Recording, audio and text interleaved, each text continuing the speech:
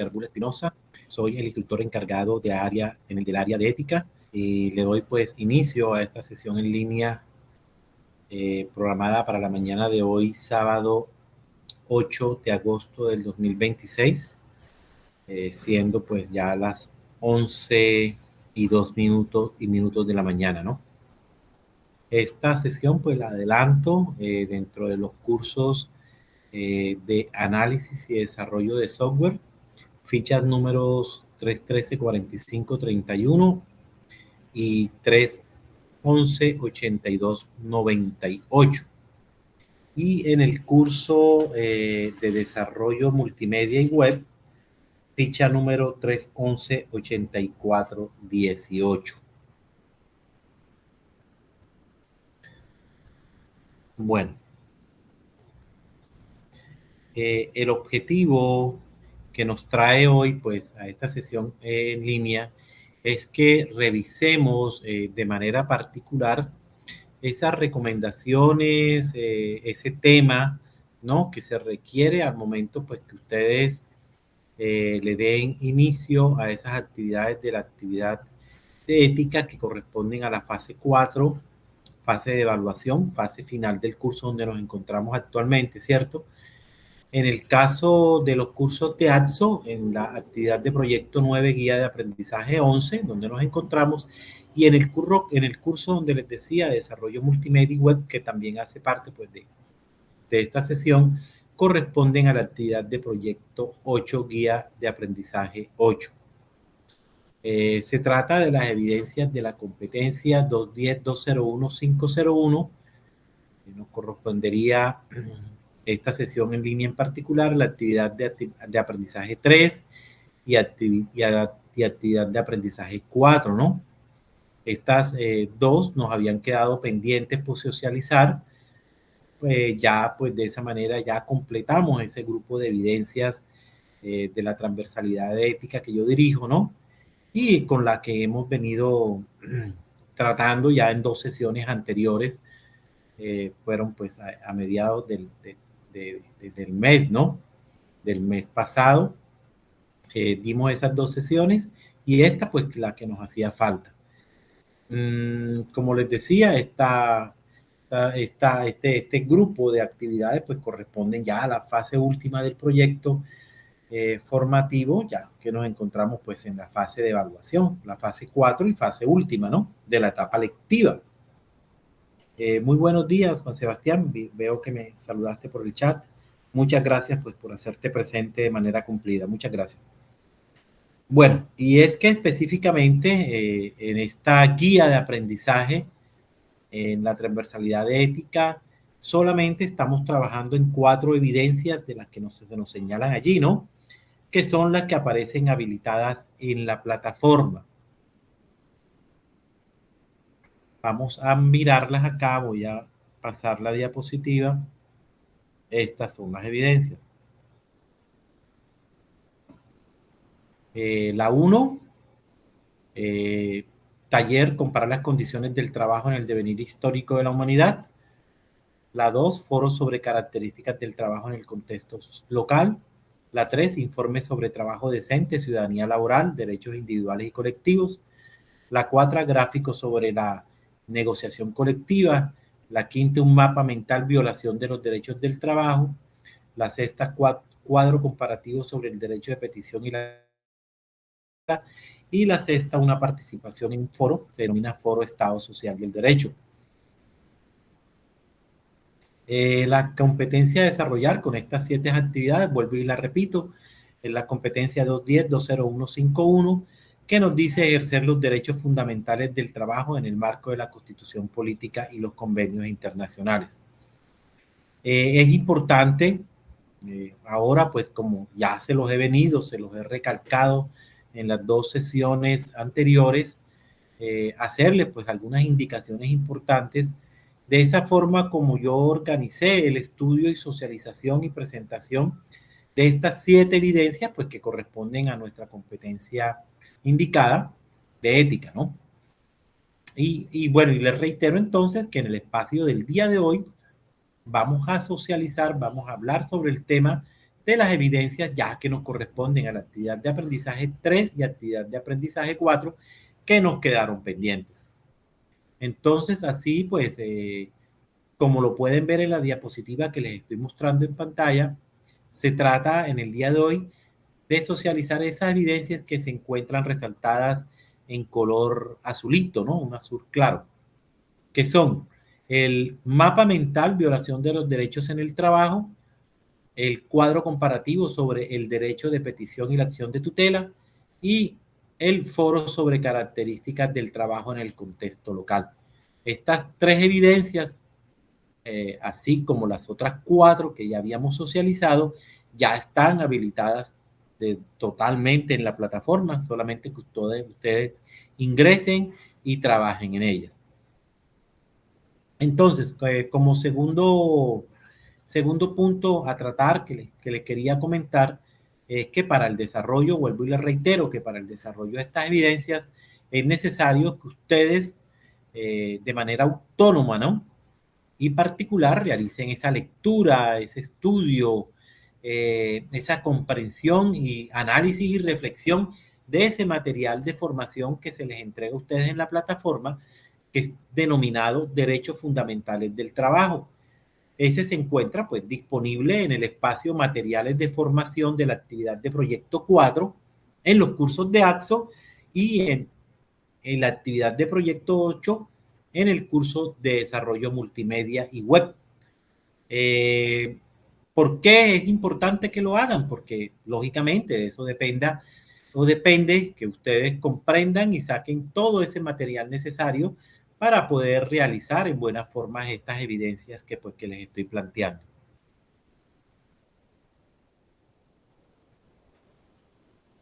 Entonces, sigamos adelante. Ya entremos en propiedad.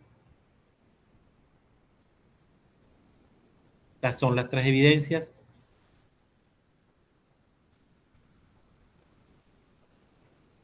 Entremos propiamente ya en las evidencias, estas tres evidencias que les he señalado.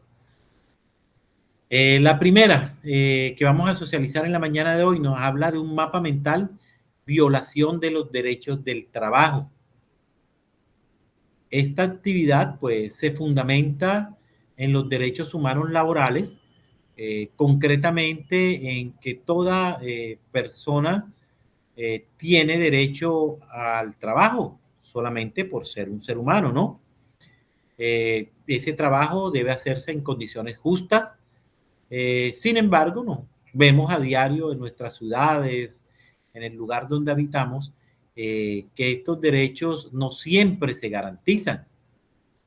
Es en un mundo como el nuestro actual, cierto, donde nos encontramos en un constante cambio, donde se habla de una economía global y las estructuras laborales se encuentran evolucionando rápidamente.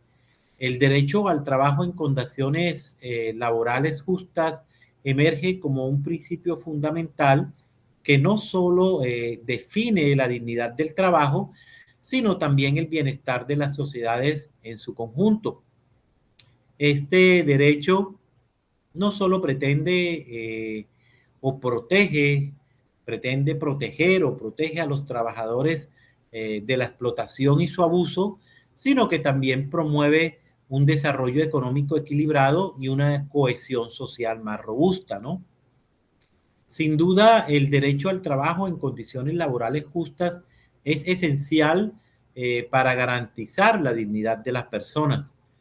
El trabajo no siempre o simplemente es una fuente de ingresos, también es una expresión de la identidad, es un propósito y es un valor de un individuo. Cuando las personas tienen acceso a empleos que respetan sus derechos fundamentales, pues experimentan una mayor autoestima y una satisfacción personal. Las condiciones laborales justas incluyen salarios equitativos, seguridad en el empleo y un entorno de trabajo seguro y saludable. Se permite pues que los trabajadores lleven una vida digna y participen efectivamente en la sociedad, ¿no? Es así como sin derechos laborales justos, Los trabajadores son vulnerables a la explotación y a condiciones laborales desiguales.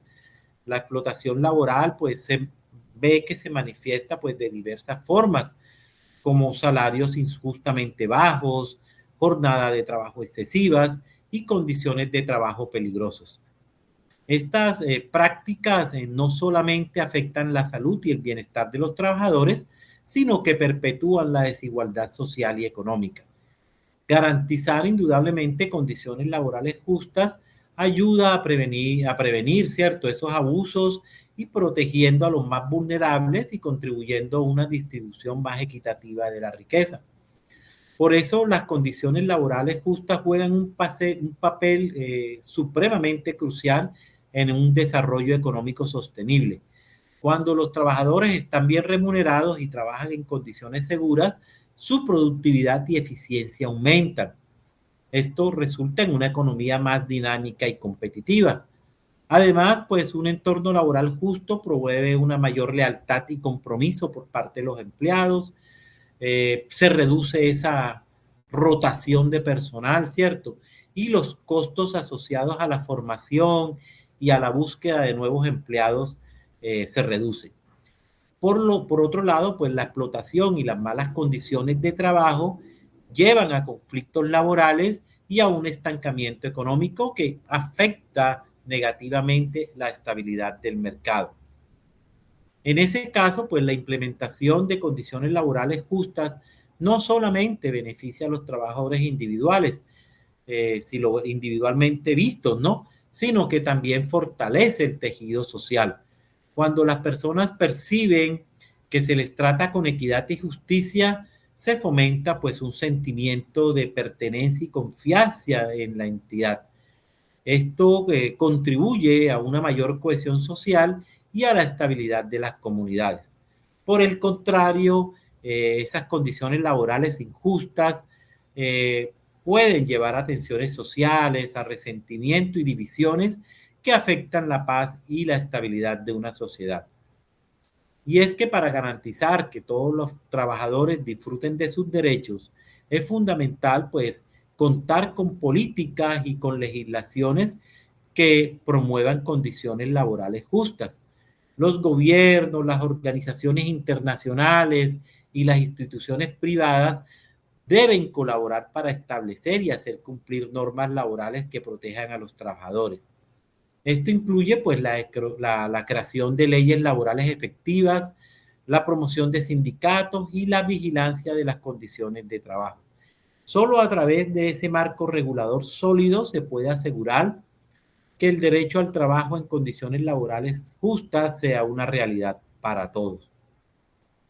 Con todo esto que he venido dicho y que he venido diciendo, pues puedo concluir que el derecho al trabajo en condiciones laborales justas no es un lujo, sino es una necesidad básica para el bienestar individual y una estabilidad social, ¿no?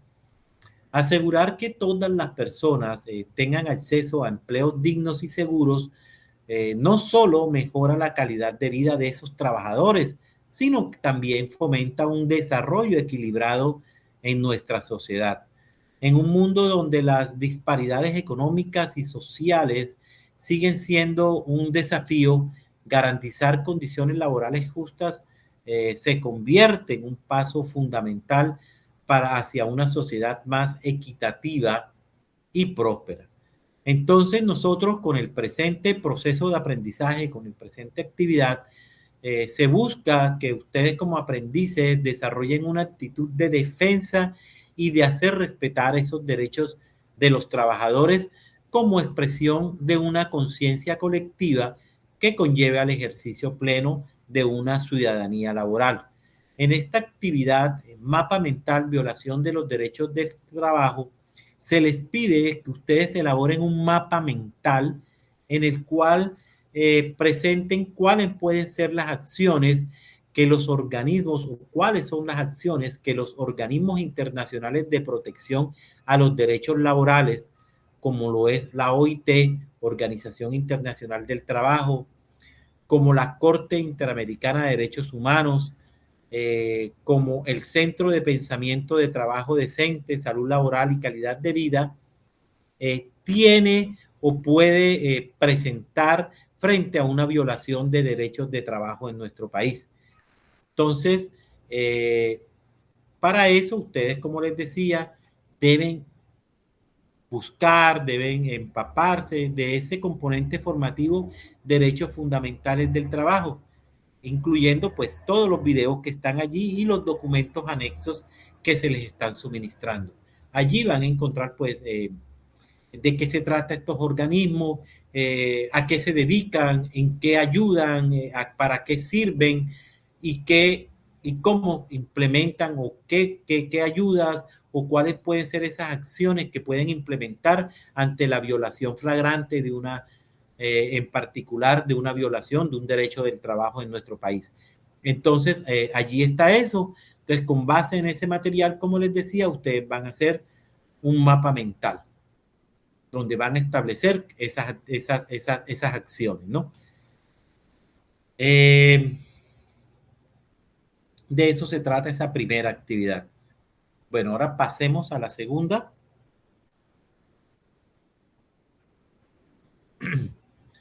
La segunda nos habla o nos dice que nos dice cuadro comparativo, cuadro comparativo sobre el derecho de petición, la acción de tutela y la queja.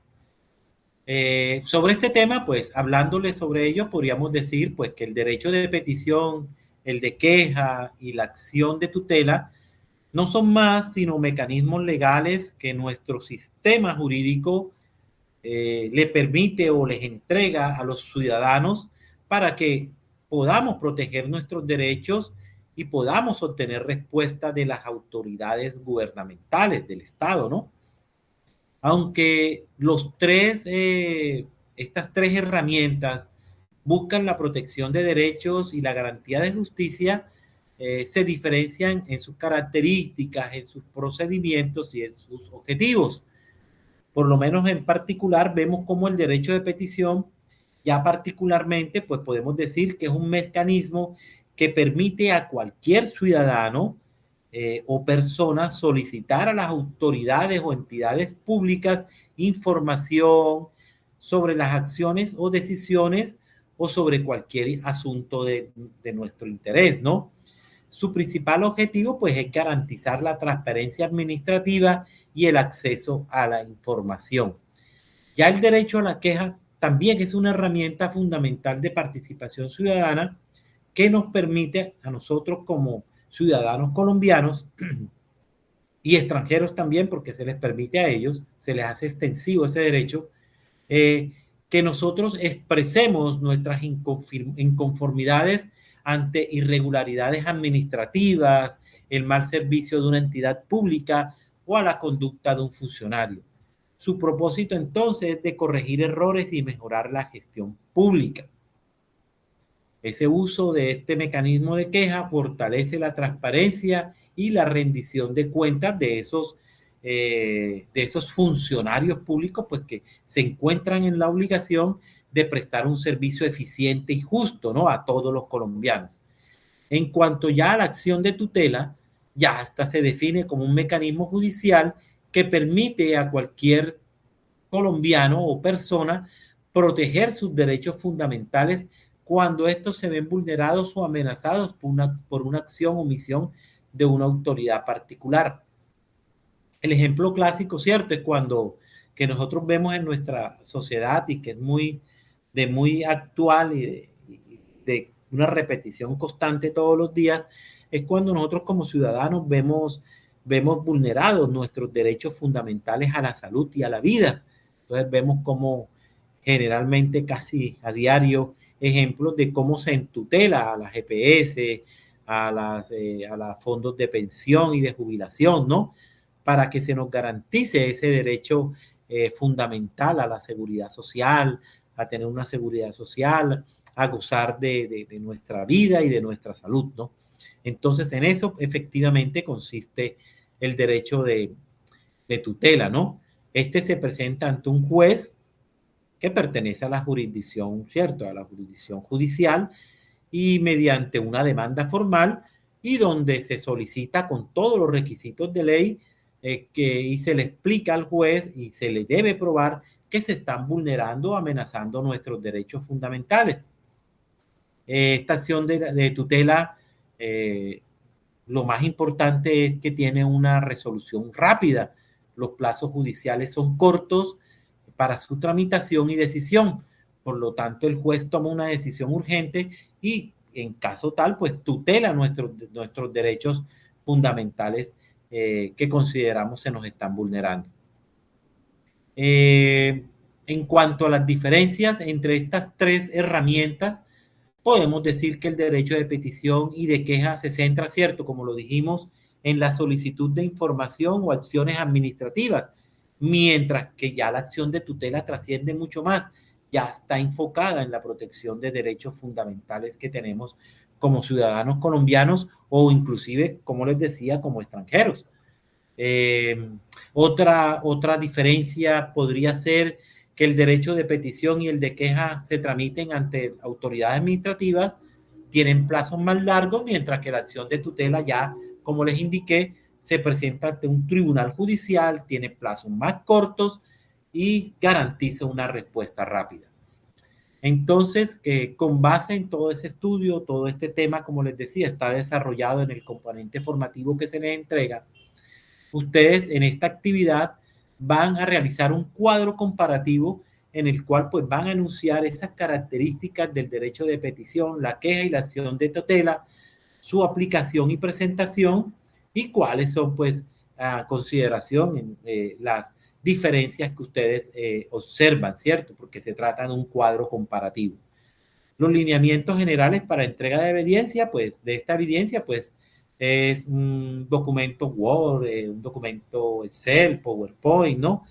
Cualquier tipo de documento donde ustedes pues, puedan elaborar a su criterio un cuadro comparativo de estas tres herramientas constitucionales que nos entregan nuestra Constitución, valga la redundancia, ¿no? Y ya, bueno, entremos ya a la última, que es Foro Estado Social del Derecho. Este foro de discusión ya está abierto. Muchos aprendices ya veo que han participado, están inclusive antes de la socialización del mismo, están participando, me parece excelente, está abierto desde esta semana y es importante pues que presenten su opinión allí. Esta opinión también la modifiqué en las exigencias. Quizás si leemos la guía de aprendizaje nos dice una serie de preguntas más de las que ustedes se piden. Yo acá, inclusive si mi intervención inicial, que es la apertura del foro, ahí les dejo explícitamente qué debemos hacer. Y es donde yo les pido que pues de forma individual ustedes presenten su participación, su intervención, su reflexión, donde después, cierto, de revisar ese componente formativo que les he indicado y que se denomina desarrollo para una vida digna, van a resolver pues ese cuestionamiento que yo les dejo ahí. Este cuestionamiento es el siguiente: ¿es Colombia realmente un estado social del derecho, de derecho, perdón? Más allá, pues, de lo que dicta la Constitución, la realidad social, política y económica, que se nos obliga a cuestionar si estos principios que están acogidos dentro de un Estado social de derecho se cumplen en la vida cotidiana de los ciudadanos colombianos. Entonces, la pregunta básica sobre la que vamos a darle respuesta es la reflexión de ustedes sobre si es Colombia realmente un Estado social del derecho. En eso se simplifica y se centra pues la participación que ustedes deben presentar en este foro, ¿no? Para que ustedes presenten su participación, como les decía, deben reflexionar profundamente sobre nuestra realidad, ¿no? La de esa Colombia de carne y hueso que vemos todos los días en las noticias y en la calle, la que palpamos a diario, ¿no? Si observamos esa cotidianidad y luego abrimos nuestra Constitución de 1991, nos encontramos en su primer artículo con una frase que consideramos que es contundente. donde nos dice, entre comillas, así, ¿cierto? Colombia es un Estado social del derecho. Para entender esto, pues, primero debemos quitarle ese lenguaje que a veces no comprendemos de las leyes y pensar en qué significa esta frase, ¿no?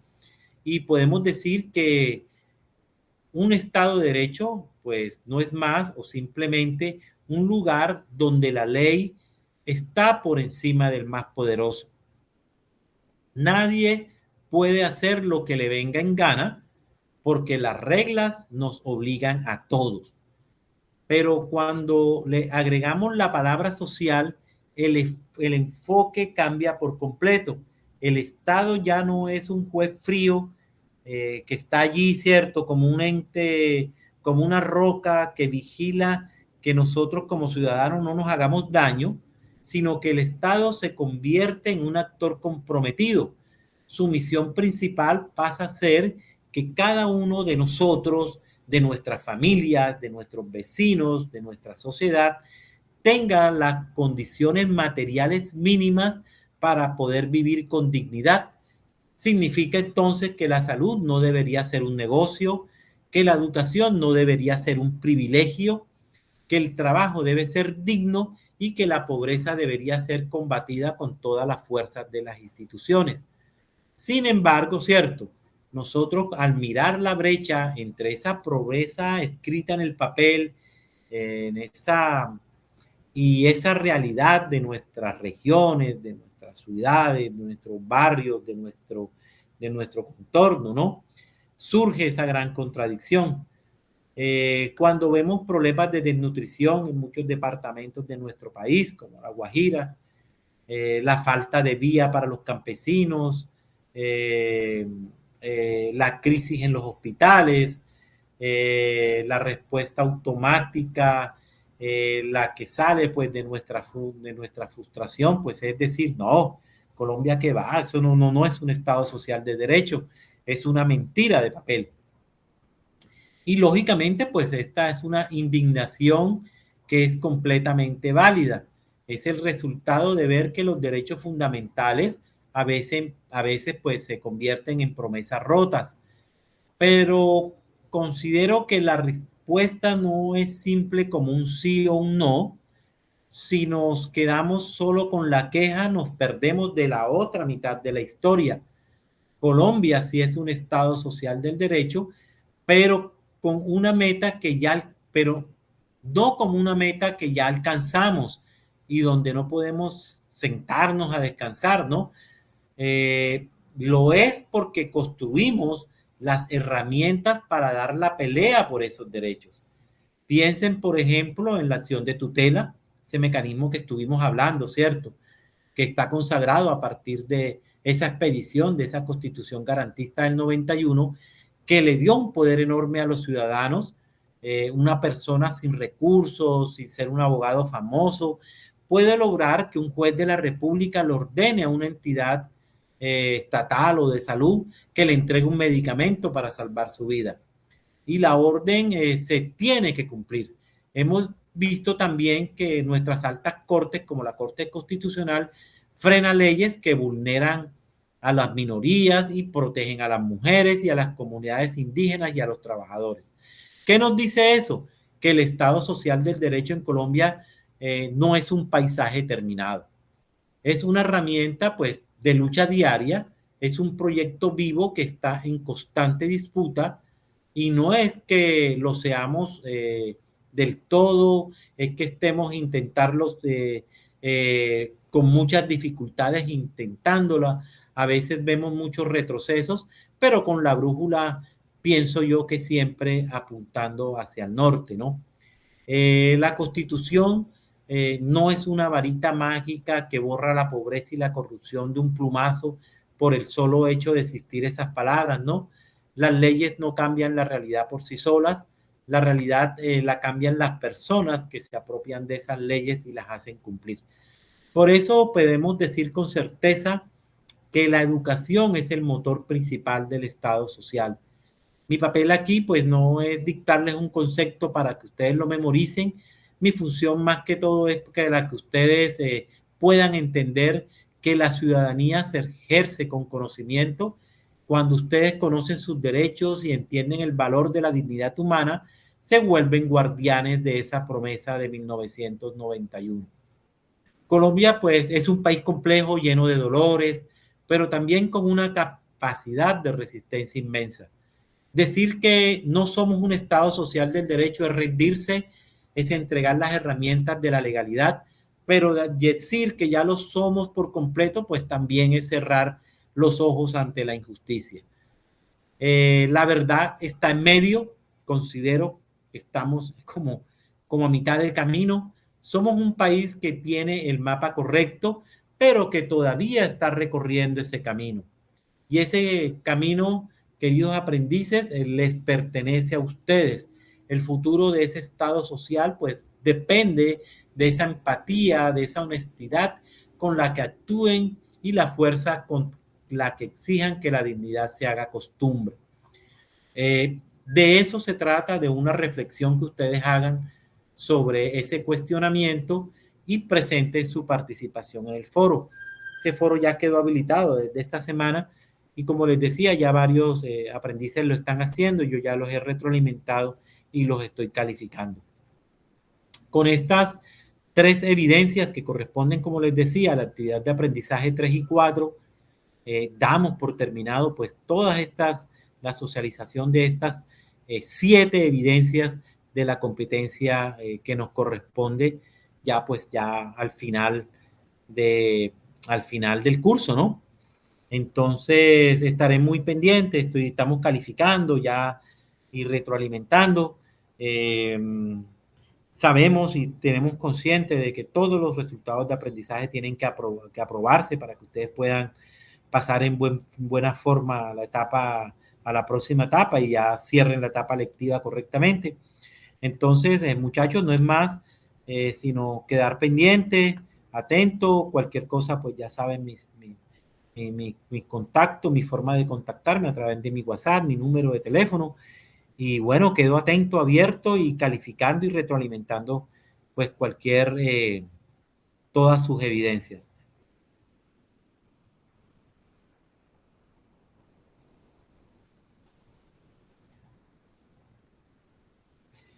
Juan, muchas gracias por hacerte presente a la sesión en línea y escucharme allí pues pacientemente.